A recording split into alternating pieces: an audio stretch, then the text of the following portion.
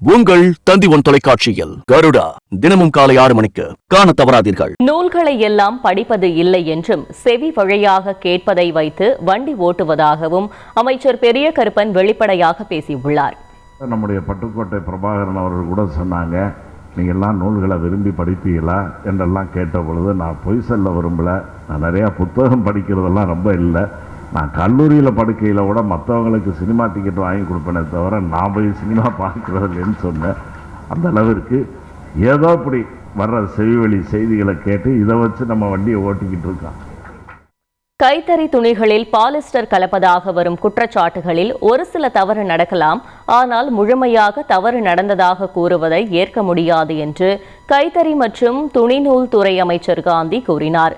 வேலூர் மாவட்டம் அம்முன்னடி என்ற இடத்தில் உள்ள வேலூர் கூட்டுறவு சர்க்கரை ஆலையில் நடப்பு ஆண்டுக்கான கரும்பு அரவையை அமைச்சர் காந்தி தொடங்கி வைத்தார்.